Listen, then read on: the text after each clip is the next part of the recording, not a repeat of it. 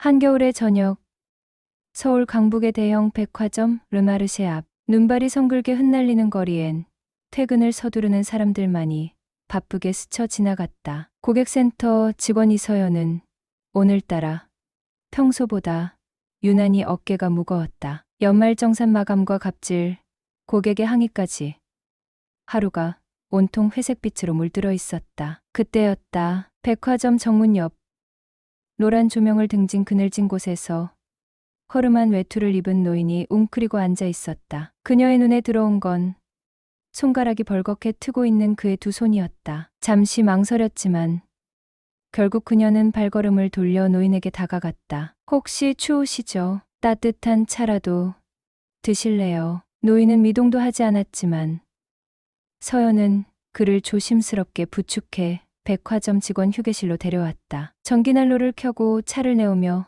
담요를 덮어준 서연은 마치 오랫동안 잊고 있었던 인간다움을 되찾은 듯 조용히 미소 지었다. 그리고 그 순간이 그녀 인생의 전환점이 될 거란 건 아직 몰랐다. 이튿날 아침 인사팀에서 호출이 왔다. 누군가 CCTV를 보고 제보했다는 것이었다. 외부인을 무단으로 직원구역에 들인 행위는 명백한 규정 위반이었다. 아무리 날이 추워도 고객 응대 중에 업무 공간을 벗어나는 것은 차규 위반으로 간주된다는 설명이 이어졌다. 서연은 해고를 통보받았다. 말이 좋아 권고사직이지.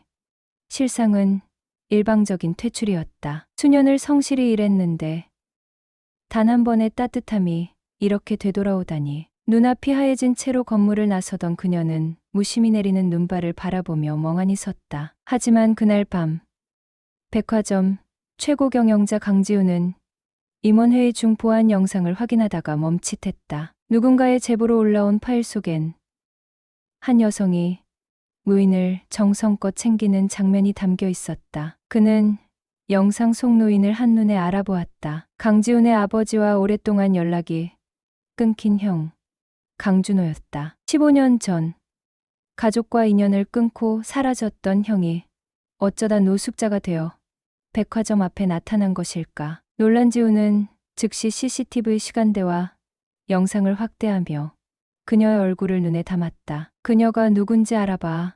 당장. 한편 집으로 돌아온 서연은 짐을 싸며 망연자실한 얼굴로 소파에 앉아 있었다. 그녀는 어릴 적 어머니의 유품 상자를 꺼내 들었다. 그 속엔 오래된 백화점 배지와 낡은 흑백 사진 한 장이 들어 있었다. 눈바다 앞에서 웃고 있는 어머니와 이름 모를 남자의 모습이었다. 서연은 사진을 들고 속삭였다. 엄마, 이 사람 누구예요? 왜 항상 울면서 이 사진을 바라보셨죠? 이때 문 밖에서 낯선 발소리가 들려왔다. 그녀는 창밖을 바라보며 그날 본 노인의 얼굴을 떠올렸다. 아무리 생각해도 그 사람은 그냥 길 위의 노인이 아니었다. 그의 눈빛엔 이상하게도 익숙한 그리움이 깃들어 있었다. 백화점 회장실.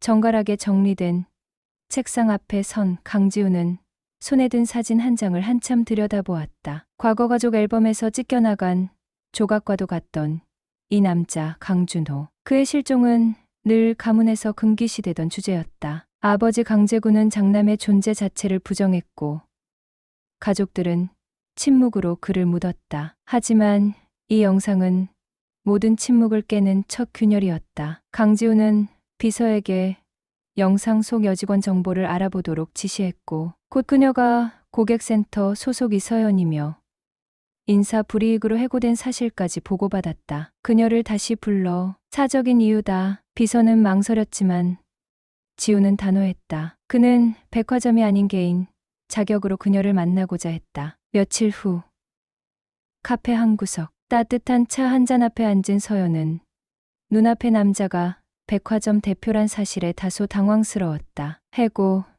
통보 이후 백화점과 다시 얽히게 될 줄은 몰랐기 때문이다. 직접 뵙고 인사드리고 싶었습니다. 그날 제 형을 도와주셨다고 들었습니다. 서연은 잠시 말을 잃었다. 형이라고요? 지우는 망설이다 조심스럽게 말했다. 그 노인은 제 큰형입니다. 아주 오래전 가문에서 사라졌던 사람이죠. 아무도 그가 어디에 있는지 몰랐습니다. 서연은 고개를 끄덕였지만 마음속 혼란은 가라앉지 않았다. 백화점 앞 눈발 속 그 노인의 손을 잡던 순간을 떠올렸다. 그때 그 눈빛, 확실히 단순한 노숙자의 그것은 아니었다.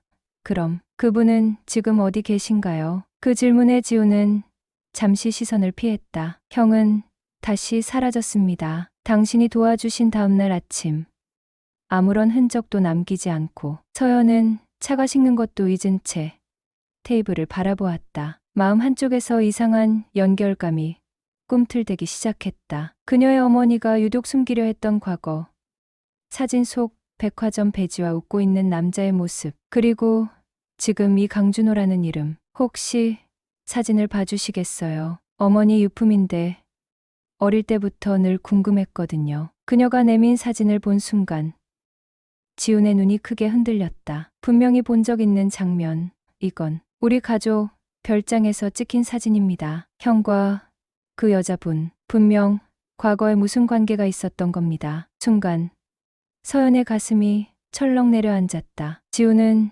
조심스레 그녀를 바라보며 말했다. 혹시 어머니 성함이 이정인 씨 맞습니까? 그 이름에 서연은 숨을 멈췄다. 네, 맞아요. 어떻게 아세요? 지훈은 사진을 내려놓으며 무겁게 입을 열었다. 그분은 예전에 제 형의 약혼자였습니다. 정적이 흐른 카페 안에서 두 사람은 아무 말도 하지 못한 채 서로를 바라보았다. 무심한 도시의 겨울 햇살만이 유리창 너머로 스며들고 있었다. 그날의 선행이 가족이라는 거대한 실타래에 쳐내드릴 줄은 누구도 알지 못했다. 이서연은 사진 속 어머니의 웃음을 바라보며 밤을 지새웠다. 따뜻했던 기억이자 항상 무언가를 숨기고 있던 어머니. 서연은 몇 번이고 사진을 뒤집었다가 다시 보기를 반복했다. 사진 속 낡은 백화점 배지와 정갈한 정장 차림의 남자.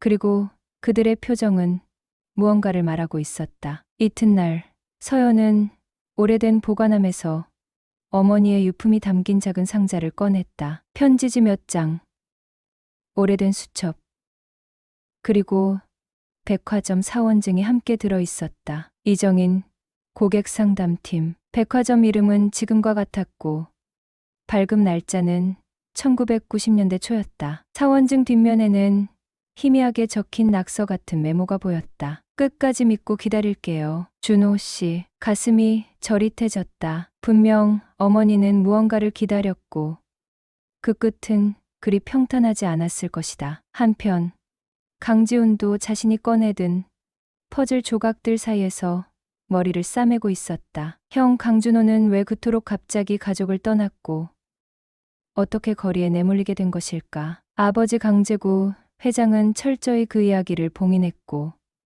어머니는 언제부턴가 웃음을 잃었다. 지우는 아버지의 서재 깊숙한 곳에서 과거 가족 회의록을 꺼내 들었다. 그리고 몇 장의 오래된 계약서와 진술서를 발견했다. 강준호. 본인의 의사로 가문과 모든 법적 관계를 단절함을 확인함. 단, 본인의 재산 일부에 대한 권리는 형제들에게 위임함. 지우는 속으로 중얼거렸다. 본인의 의사였다고? 그럴 리가. 그때였다. 조용히 문을 열고 들어온 어머니. 최미경이 회의록을 보자 표정이 얼어붙었다. 그건 어디서 본 거니? 지우는 어머니를 향해 조심스럽게 물었다. 어머니, 형에 대해 말씀해 주세요. 아버지는 입도 벙긋 안 하시지만 전 진실을 알아야겠어요. 최미경은 오랫동안 침묵을 지켰다. 그녀의 손끝이 떨리고 있었고 그 눈가엔 이미 눈물이 맺혀 있었다. 너도 이제 알아야 할 때가 되었구나. 그 아이는 정인이를 진심으로 사랑했어. 그런데 너의 아버지가 그걸 용납하지 못했지. 지훈의 숨이 멎는 듯했다. 정인이라면 이서연 씨 어머니 말씀이세요? 최미경은 고개를 끄덕이며 힘겹게 말을 이었다. 정인은 우리 집안의 기준으로는 부족한 여자로 여겨졌어. 아버지는 준호를 협박했고 결국 정인을 떠나야만 했지. 강제로. 눈물 한 줄기가 최미경의 뺨을 따라 흘렀다. 그날 이후 정인은 사라졌고 준호는 무너졌어. 그는 우리를 떠났고 다시는 돌아오지 않았지. 지우는 어머니의 눈물을 지켜보며 조용히 말했다. 그 여자의 딸이 형을 다시 만났고 지금 제 앞에 있습니다. 최미경은 눈을 감고 고개를 떨궜다. 이제 모든 진실이 드러날 시간이 다가오고 있었다. 그리고 그 진실은 단지 한 사람의 운명을 바꾸는 것이 아니라 수십 년간 굳어온 가문의 틀을 흔들게 될 것이었다. 이서연은 백화점 뒷골목에 다시 섰다. 눈이 내렸던 그날 이후로 그녀의 시선은 같은 자리에서 멈춰 있었다. 누군가를 기다리는 것처럼 혹은 지나간 시간을 되짚는 듯이 손에 쥔 사진과 어머니의 사원증은 마치 실타래의 실마리처럼 그녀를 이끌고 있었다. 그날 도왔던 노인 강준호. 그의 모습이 자꾸 어머니의 사진 속 남자와 겹쳐졌다. 그녀는 확신할 수 없었다. 하지만 이 모든 우연이 단순한 우연이라기엔 너무 절묘했다. 서연은 백화점 고객센터를 다시 찾았다. 이미 해고된 몸이었지만 낯익은 얼굴들과 어색한 인사를 나누며 예전 상사였던 배지연 팀장을 조심스럽게 찾았다. 지연은 서연을 보자 안쓰러운 듯 웃었다. 서연 씨, 그 일 때문에 참 마음이 많이 아팠어요. 하지만 사내 규정상 저희도 어쩔 수 없었죠. 혹시 예전에 근무하셨던 직원들 명단 열람할 수 있을까요? 90년대 초반 고객상담팀에 있던 이정인이라는 분을 찾고 싶어요. 지연은 한동안 망설이다 조용히 서류 보관함을 뒤져 한 장의 오래된 명단을 꺼냈다. 서연은 명단에서 이정인이라는 이름을 찾았다. 그리고 그 아래 같은 팀 소속으로 적혀 있는 이름 하나를 발견했다. 강준호. 가슴이 철렁 내려앉았다. 한편 강지우는 조용히 부친 강재구의 사무실을 찾았다. 비서에게 강 회장의 일정표를 확인해 보니 그는 그날 오후 오래된 지하 창고를 방문할 예정이었다. 지우는 그보다 먼저 그 장소에 도착했다. 창고 안은 먼지와 기록들로 가득했지만 한켠에 놓인 철제 캐비닛 속에는 그가 찾고자 했던 준호 형의 과거가 고스란히 담겨 있었다. 사진, 진술서, 편지들, 그리고 한 장의 DNA 감식 의뢰서, 결과란에 쓰여 있는 한 줄, 이서연, 강준호의 친자. 지우는 손에서 서류를 놓았다. 지금껏 그의 삶을 지탱해온 기준이 무너져 내리는 순간이었다. 강지우는 그 길로 서연을 찾아갔다. 그녀는 백화점 뒤편, 처음 준호를 발견했던 장소 근처 벤치에 앉아 있었다. 서연 씨, 드릴 말씀이 있어요. 하지만 먼저 하나만 대답해 주세요. 혹시 어머님의 성함이 이정인 맞나요? 서연은 놀란 눈으로 지훈을 바라보았다. 어떻게 아셨어요? 지훈은 그녀의 손에 DNA 결과지를 건넸다. 서연 씨는 제 형의 딸입니다. 강준호, 제 형이에요. 세상에. 서연은 무릎 위에서 그 종이를 바라보다 고개를 들고 눈물을 삼켰다. 이런 식으로 알게 될 줄은 몰랐어요. 전 그저 제 어머니가 왜 늘 웃지 못했는지 알고 싶었을 뿐인데요. 지훈도 목이 메었다. 형은 아직 살아있어요. 노숙자 행세를 하며 당신 덕분에 다시 우리 곁으로 돌아오고 있어요. 서연은 떨리는 눈으로 그를 바라보았다. 지훈 씨, 저희가 무얼 해야 할까요? 이제 너무 많은 걸 알아버린 것 같아요. 그녀의 질문에 지훈은 잠시 생각하다가 조용히 대답했다. 이제 시작해야죠. 지난 시간을 바로잡는 일 말입니다. 이제 모든 진실을 아버지 앞에 세워야 할 시간이 왔다. 백화점 최상층. 이른 아침 회장실 문 앞에 선 강지우는 잠시 숨을 고르며 서 있었다. 도무지 정리되지 않는 생각과 감정들이 그의 등을 짓눌렀다. 그 문 너머에 있는 사람. 강재구 세장은 그의 아버지이자 강준호의 동생이다. 이제껏 그는 아버지를 존경했다. 단단하고 이성적인 판단력, 늘 회사와 가문을 우선시했던 결단력. 하지만 지금 그의 손에 들려있는 과거의 기록은 그런 존경에 균열을 만들고 있었다. 문을 두드리고 들어서자 강재구는 신문을 덮고 의자의 등을 기댔다. 지훈아, 이른 아침부터 무슨 일이냐? 아버지, 강준호 형님 말입니다. 강재구의 미간이 살짝 찌푸려졌다. 그 이름 다시는 입에 올리지 말라 했지. 지우는 아버지의 책상 위에 DNA, 감식 결과지와 사진 몇 장을 올려두었다. 저 사람, 백화점 앞에서 노숙자, 행색으로 쓰러졌던 분입니다. 이분이 형님입니다. 그리고 이서연 씨, 형님의 딸입니다. 한동안 정막이 흘렀다. 강제구는 천천히 서류를 들여다보았다. 아무 말도 하지 않은 채 한 장 한 장을 넘기고 사진을 바라보았다. 그 아이가 살아있었군. 조용한 한마디. 하지만 그 속엔 많은 것들이 스며 있었다. 아버지는 왜 형님을 그렇게 내치셨어요? 왜 아무에게도 말하지 않으셨어요? 강제구는 오래된 상처를 꺼내듯 천천히 입을 열었다. 형은 아버지의 기대에 어울리지 못했지. 사업에도 관심이 없었고 마음이 약했어. 그 시절엔 가문을 지키는 게 가장 중요했단다. 아버지는 형의 연애조차 용납하지 않았어. 특히 이정인 그 여자는 신분이 달랐으니까. 서연의 어머니요? 그래, 형은 집안 몰래 그녀와 함께 살림을 차렸지. 딸이 있다는 것도 그땐 몰랐단다. 결국 그 일로 형은 집에서 쫓겨났고 모든 문이 닫혔어. 그렇게 30년. 지우는 한동안 침묵했다. 그러면 이제라도 형님과 조카에게 사과하셔야죠. 그동안 가족이 외면했던 삶에 대해 그들에게 용서를 구하셔야 합니다. 강제구는 창밖을 바라보았다. 창밖엔 또 눈이 내리고 있었다. 내가 그들을 어떻게 마주하겠느냐. 아버지답지 않네요. 그토록 강하고 단호했던 아버지 아닌가요? 지훈의 목소리는 단단했고 또 간절했다. 그 순간 문이 열리며 한 인물이 조용히 들어왔다. 강준호. 백발의 낡은 외투 차림이었지만 그 눈빛은 선명했다. 오랜만입니다. 제구야. 강제구는 말없이 자리에서 일어났다. 마주 선 형제 사이엔 말로 설명할 수 없는 시간이 흘렀다. 강준호는 조용히 입을 열었다. 그때 당신이 날 밀어낸 건 이해해. 하지만 내 딸에겐 아무 잘못이 없었어. 그녀는 내 전부였고 내 삶의 이유였어. 강제구는 흔들리는 눈으로 형을 바라보다 마침내 고개를 숙였다. 미안하다. 형.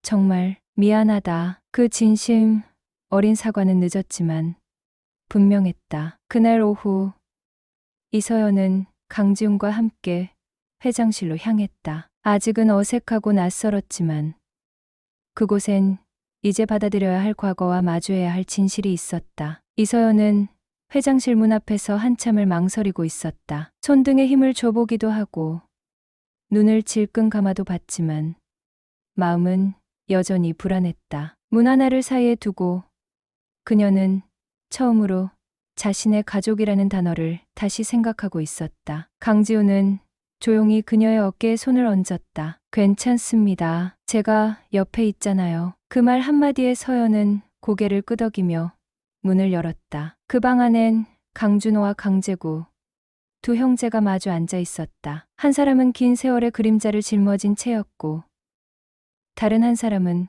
그 과거를 뒤늦게나마 마주한 표정이었다. 서연이 들어서자 두 사람 모두 일어났다. 서연 씨, 어서 오세요. 이분이. 강준호는 조용히 서연에게 다가와 말했다. 서연아. 낯설지만 이상하게 따뜻한 음성이었다. 내가 태어나던 날을 기억한다. 엄마가 너를 안고 흐느끼던 얼굴도, 내 조그마한 손이 내 손가락을 꼭 잡았던 느낌도 아직 생생해. 서연의 눈에 금세 눈물이 고였다. 아버지라는 말을 한 번도 불러본 적이 없는데 왜 이렇게 익숙하죠? 강준호는 떨리는 손으로 그녀의 손을 잡았다. 내 엄마는 참 따뜻한 사람이었다. 내 이름도 그녀가 지었지. 서연이란 이름.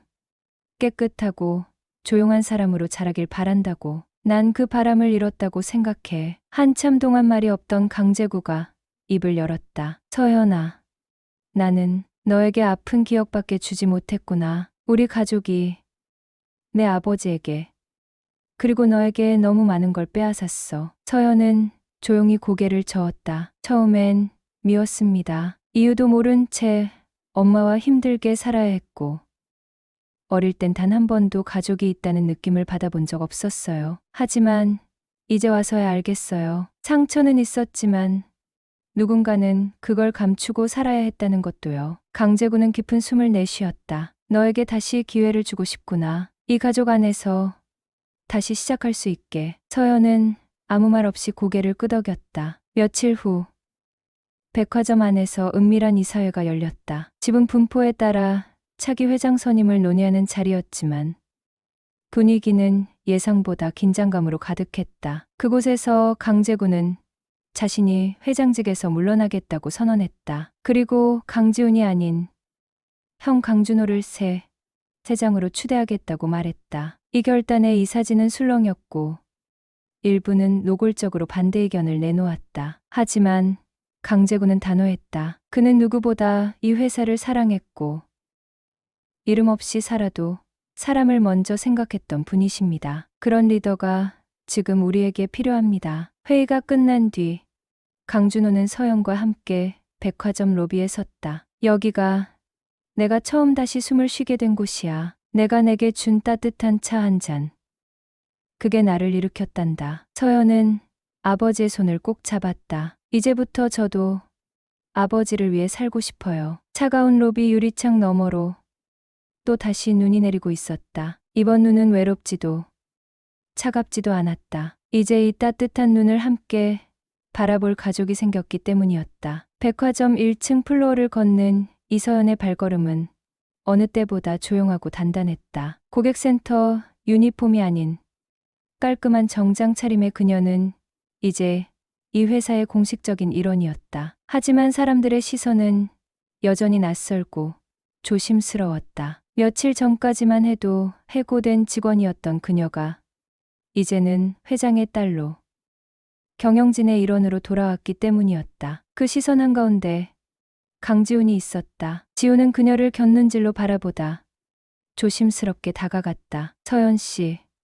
괜찮습니까? 괜찮습니다. 모든 게 아직 믿기진 않지만요. 둘 사이엔 말로 표현하기 어려운 침묵이 흘렀다. 서연은 천천히 고개를 들었다. 강 본부장님은 언제부터 알고 계셨죠? 제가 누구인지. 지훈은 눈을 피하지 않았다. 사실 처음엔 몰랐습니다. 하지만 그날 회장님이 병원에서 깨어나신 후 서연 씨 사진을 보고 말씀하시더군요. 잃어버린 딸을 찾았다고. 그때부터 모든 퍼즐이 맞춰졌습니다. 그럼 그때부터 계속 일부러 저를 도와주신 건가요? 지훈은 잠시 숨을 삼켰다. 그건 아닙니다. 처음엔 단지 잘해주고 싶었고 나중엔 멈출 수가 없었습니다. 서연은 그의 시선을 정면으로 마주했다. 지훈 씨, 저희 여기서 멈춰야 하지 않을까요? 왜요? 서연은 애써 웃음을 지었다. 이젠 제가 회장님의 딸이 됐으니까요. 그런 위치에서 사적인 감정을 드러내는 건 나는 오해를 살 수 있어요. 지훈은 한 걸음 다가섰다. 저는 지금의 서연 씨도 예전의 서연 씨도 모두 사랑합니다. 서연은 고개를 저었다. 알아요. 저도 강지훈 씨가 아니었으면 이렇게까지 견디지 못했을 거예요. 하지만 지금은 사랑보다 더 큰 걸 책임져야 해요. 지훈은 한참을 그녀를 바라보다 고개를 끄덕였다. 알겠습니다. 대신 약속해 주세요. 절 혼자 두지 말아 주세요. 그 말에 서연은 눈을 떨구며 작은 목소리로 대답했다. 그럴게요. 저도 당신이 혼자라고 느끼지 않게 곁에 있을게요. 그 순간 이 백화점의 구석에서 또 다른 인물이 조용히 그들을 지켜보고 있었다. 강재구의 측근 최 이사는 긴 통화를 마치며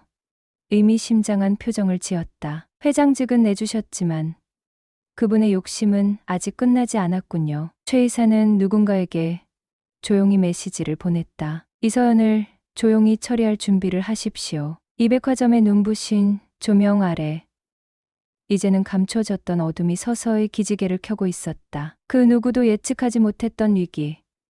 그 한가운데로 서연과 지우는 한 발 더 들어가고 있었다. 이제 모든 것은 마지막을 향해 가고 있었다. 차가운 겨울바람이 이 백화점 앞거리를 감쌌지만 사람들의 마음은 그 어느 때보다 따뜻해졌다. 이서연은 백화점 옥상에서 내려다보는 서울의 야경을 바라보며 긴 한숨을 내쉬었다. 그녀가 다시 이곳에 설 수 있게 된 건 지난 몇 달간의 시련과 비밀, 그리고 사람들의 진심 덕분이었다. 회장의 딸로 돌아온 후에도 서연은 끊임없이 자신을 증명해야 했고 가족과 회사의 기대 사이에서 무거운 책임감을 견뎌야 했다. 하지만 이제는 누구보다 단단해졌다. 그때 옥상 문이 열리며 강지훈이 조심스럽게 다가왔다. 서연 씨, 여기에 계셨군요. 네, 혼자 있으려 했어요. 이런 밤이면 과거도 미래도 다 아득해지더라고요. 지훈은 서연의 곁에 앉으며 말했다. 지금 이 순간